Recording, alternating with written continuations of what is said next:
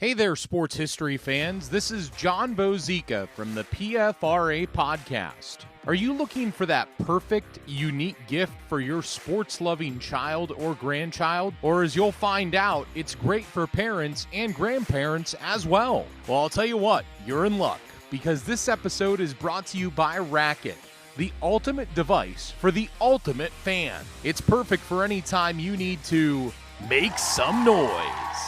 Racket combines a compact 7-inch megaphone, 8 powerful adjustable LED lights, noisemakers, an insert you can design, and it's fully customizable to match your team's colors. The coolest thing about this product is the founder. J.J. Abram was the ultimate cheer dad, following his daughter's cheer group around the country. He saw parents using all sorts of crazy contraptions to make some noise for their kids, and then he had that aha moment. He thought, why not combine all of these thingamajigs into an all-in-one compact device for the ultimate fan? JJ and his team worked 3 years on developing version after version, finally landing on Racket. That's R-A-K-I-T, so you can make some noise and cheer and be part of the action. So get out there and let's get loud. Bring a Racket to your next game or competition to cheer on your favorite team or athlete. You can customize your Racket with your own logos, drawings, and names. Get beads to match your team's colors. Flashing lights add the excitement. Are you ready to make a Racket? Be part of the game. Each Racket comes with 1 Racket megaphone, 1 lanyard to keep a hold of this thing, 2 scratch-resistant bead packs, 1 clear and 1 color of your choice, and a 10-pack of customizable self-adhesive inserts, currently on sale for $24.99. To pick up your Racket today, head to myracket.com. That's myracket.com. Now get out there and make some noise.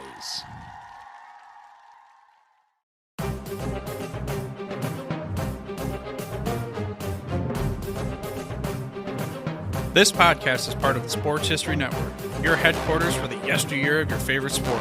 You can learn more at sportshistorynetwork.com.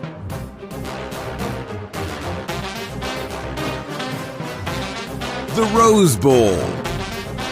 The game that inspired the college football bowl season has a long and storied history. The stadium itself is 100 years old, and in celebration of it, Pigskin Dispatch is assembling some of the top historians and authors to share the memories, people, and events that make the granddaddy of them all the special game that it is. Enjoy this Rose Bowl memory from pigskindispatch.com.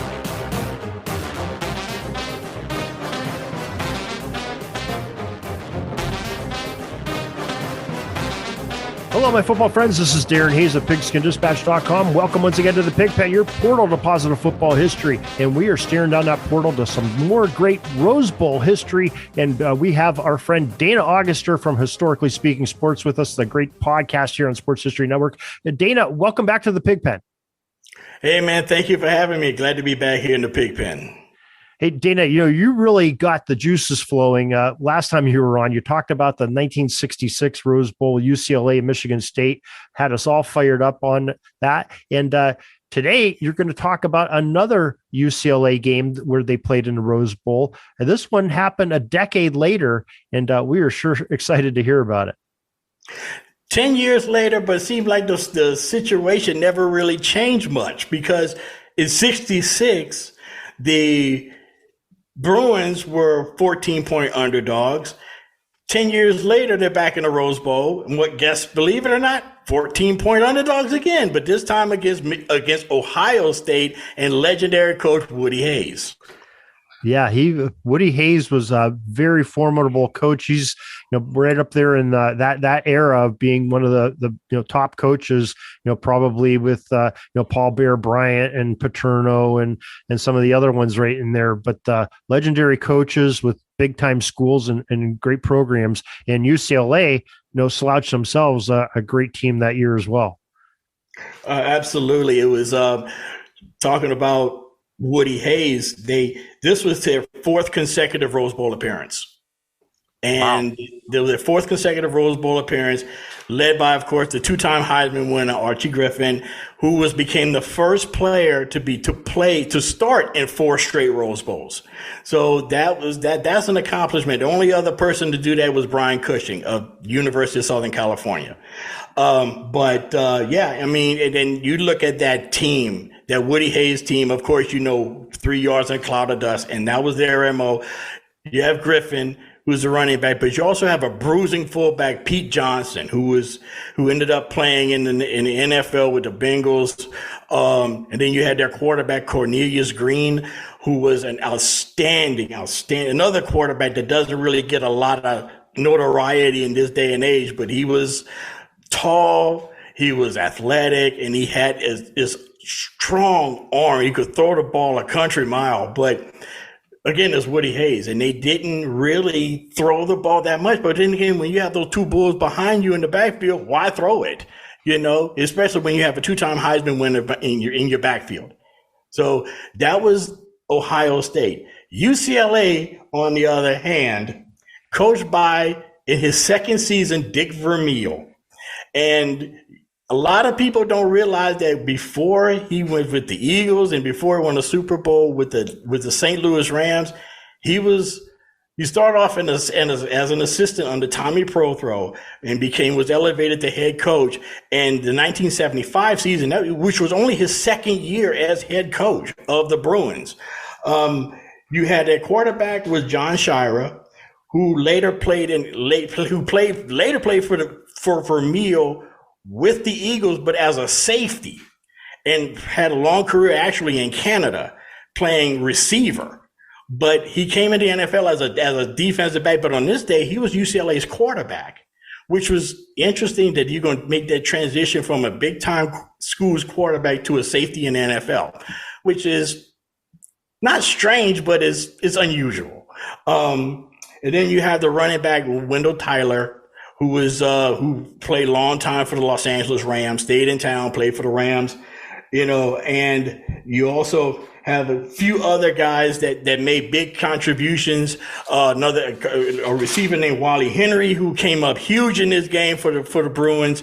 And so, but again, 14-point underdogs, that year. And an interesting thing about Vermeil, going back to him, he coached under some legends. He coached under John Ralston at Stanford. He worked under George Allen, the aforementioned Tommy Prothro, and also coached under Chuck Knox. So he had a great coaching pedigree heading into the game as a head coach.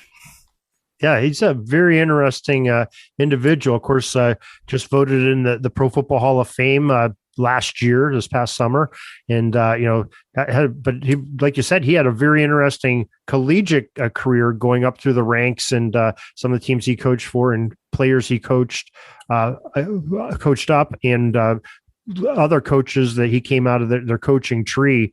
And, he really made a great name for himself in the NFL. And really, this is sort of his MO, though. Usually you said he was in his second year at UCLA, he has him, playing a big time football game in the Rose Bowl, just like he did, with the Philadelphia Eagles. It took him a year or two, gets them up into the Super Bowl. The Rams, he's there 3 years. He gets them into winning a Super Bowl, I believe losing another one. And, Kansas City, he had them up and coming too when he was with them. So he really knew how to get his program off of 2 to 3 years after he started. Seems like that was his modus operandi.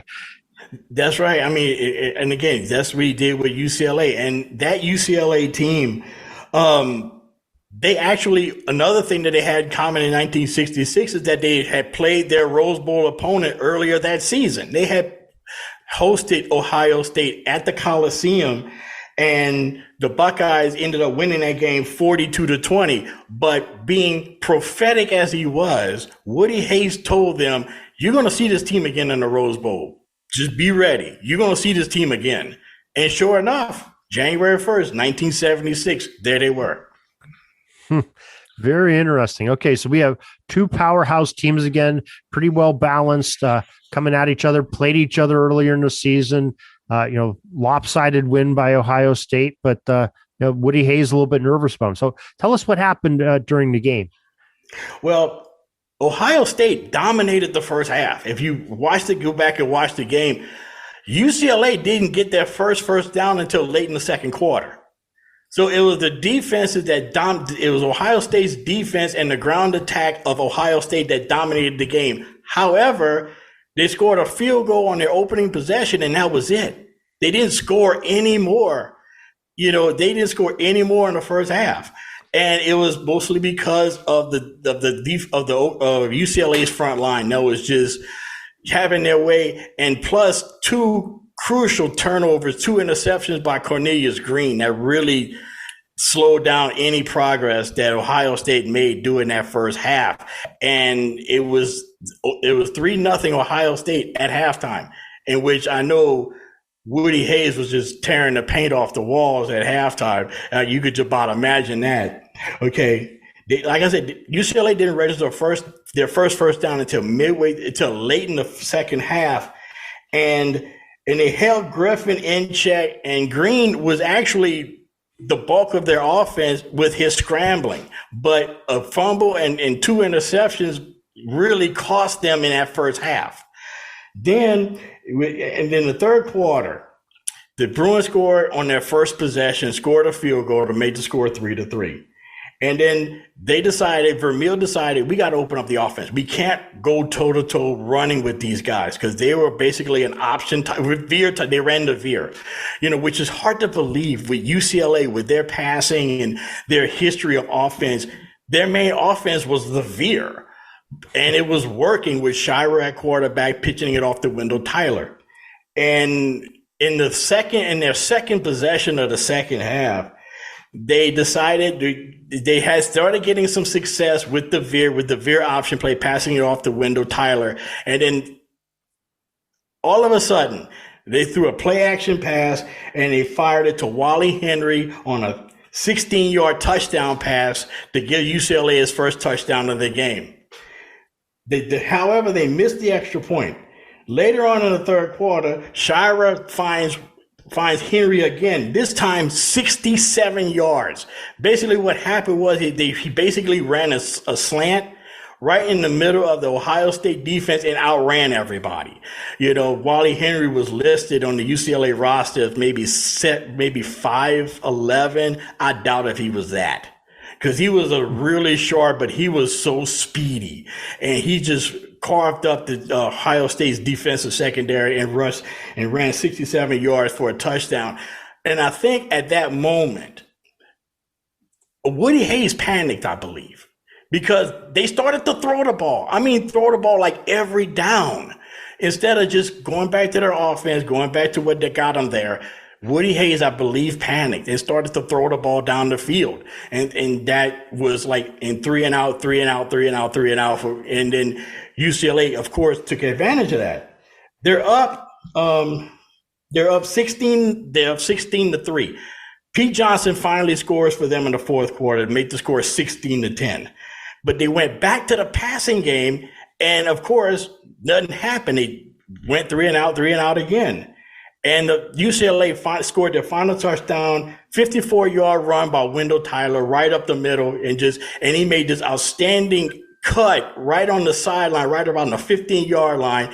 This real cut toward the inside that made about maybe 3 Ohio State Buckeye defenders miss. And he just ran into the end zone with the ball lofted up in the air for the touchdown to pretty much to ice the game.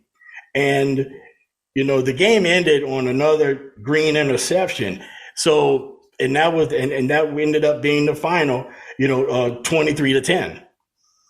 Wow. So UCLA put the wood to him a little bit. And like you said, Woody Hayes panicking a little bit, maybe got a little bit frustrated with that running game, not churning out the yardage that he was used to, thinking maybe UCLA had his number and knew how to play that running game, possibly, huh? I think what happened, I really think that's what happened, because the running game wasn't working as he thought it should have been working in the first half. So he might have thought that maybe he could have changed the game up and tried to go to a more passing game, which was really, if you look back on the Ohio State Buckeyes in the 70s, they really didn't throw the ball like talking about. It was all, I mean, when you have Griffin and Johnson back behind you, you just run the ball. You know what I'm saying? You run the ball, and for whatever reason, they decided not to. That is really strange. That when you have the backs like that with Johnson and Archie Griffin. I mean, I don't care if your running game is not working. You always have to go back to that's your bread and butter for decades for the Ohio State offense, and especially that year when two great stellar backs that they had. So that's really surprising that they wouldn't do that. So what happened in the aftermath? Was there national championship implications with this game? Yes, it was, because Ohio State was number one. And with them losing, all of the eyes turned to the Orange Bowl, which was Oklahoma against Michigan in the Orange Bowl that year. And Oklahoma ended up winning that game 14-6.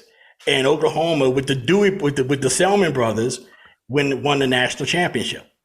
Well, was awarded the national championship. With the Selman brothers and Coach Switzer and that group over there from Norman, they ended up winning the national championship. Yeah, they were spectacular, especially when the Selmans, all three of them were great collegiate players and went on to have some pretty decent NFL careers too. So, just great players there. And of course, we know Coach Switzer, what he did later on at Oklahoma and also with the Cowboys in the NFL. So that's right. So once again, UCLA is the spoiler and turns the tables on and changes the national championship title to go to a different team than what was number one going in. That's right. And once again, I mean, maybe that's just our MO, as far as like a UCLA fan and stuff like that. When you think of college football in California, of course, the first team you think of is USC, which people in LA, UCLA fans, that team from over there, I guess. But yeah, I mean, that's been UCLA's football program's MO. Now, the basketball program is a little bit different, but the football program has been like the little brother to USC. And in this case, they were on top this particular day. Very interesting. Well, thank you very much for sharing that great Rose Bowl story and another great game for the UCLA Bruins and another upset win in the Rose Bowl. And Dana, you have some great social media that you put out. Maybe you could share where people can find you and follow you on some of the social media you're using and what exactly some of your posts are like. Well, I mean, I'm on Twitter, which is historically SP and the number 2. That's on Twitter. And I try. I'm not successful at this all the time because of life and work and stuff like that. But because this isn't my only gig, I try to post something like what I call Today in Sports History. And I include what happened on this particular day in history, I'm not pretty much into one sport. I'm into all sports. I mean, I did one today, about boxing. I did, I do all sports, and I try to stay on top of that. Try to do at least 1 or 2 posts a day. I try, but of course I'm not always successful. But to be honest, but yeah, I think I get a great thrill out of that. I got a lot of people that anxiously await what I post and stuff like that, which is really cool, and it's also kind of feeds my own thirst for sports knowledge, I guess you could call it. Yeah, your posts are great. They bring back some great memories and really turn a lot of excitement. And I see you get a lot of comments on them, and get people pumped up about some of the great things you do. And you end up using some great graphics and some images, usually from the event that you're talking about. That also just bring some great nostalgic flair to them. So we appreciate you doing that and preserving sports history. Oh man, thanks. I mean, that's been a passion of mine since I was a little kid. So, having an outlet like Twitter and having an outlet like a podcast, it just kind of feeds that, my own personal thing, right? It's just the way that I am. And it's something that I've always loved ever since I was a little kid. All right. Well, Dana, Auguster, thank you very much for joining us here, celebrating this great Rose Bowl history. Again, you can find Dana on Sports History Network or your favorite podcast provider. He is the Historically Speaking podcast with Dana Auguster. Dana, thank you very much for sharing today with us. Thank you, man. Thank you for letting me come on. Peeking up at the clock, the time's running down. We're going to go into victory formation, take a knee, and let this baby run out. Thanks for joining us. We'll see you back tomorrow for the next podcast. We invite you to check out our website, pigskindispatch.com, not only to see the daily football history, but to experience positive football with our many articles on the good people of the game, as well as our own football comic strip, Cleat Marks Comics. Pigskindispatch.com is also on social media outlets, Facebook, Twitter, Instagram, and don't forget the Pigskin Dispatch YouTube channel to get all of your positive football news and history. A special thanks to the talents of Mike and Jean Monroe, as well as Jason Neff for letting us use their music during our podcast. This podcast is part of the Sports History Network, your headquarters for the yesteryear of your favorite sport. You can learn more at sportshistorynetwork.com. Hey there, sports history fan. This is Arnie Chapman, a.k.a. the Football History Dude, and I hope that you enjoyed this recent episode presented by the Sports History Network and were able to learn some good old-fashioned sports history knowledge nuggets. I started the Sports History Network back in 2020 with the mission to help podcasters find a community of like-minded sports history nerds, as well as helping aspiring podcasters to start their own shows. We have a little bit over 30 shows on the network right now covering all sorts of sports history, but as far as I'm concerned, we're just at the toothpick in the ocean moment, that can't even figure it out because there's so much more coming. We wanted to create the ultimate headquarters for sports yesteryear, starting with Podcast Network and our website, but we're going to continue to move into other mediums as well. And here's the cool part, because we want you to be part of our team. So if you're interested in starting your own podcast, or maybe being a guest on one of our shows, or who knows, maybe even writing an article for us over on the website. Seriously, all you gotta do is reach out to us on the contact page over at sportshistorynetwork.com. You can be as technologically savvy as a Neanderthal tapping on a stone trying to figure out this whole hieroglyphics thing back in the day. Again, it doesn't matter, because even if you don't understand the whole podcast space, we have a production team that can pretty much help you out with doing everything. All you gotta do, head over to sportshistorynetwork.com, head to the contact page, fill it out. That message goes right to me, and I'll reach out to you as soon as I can. But for now, dude, I'm through if you're through.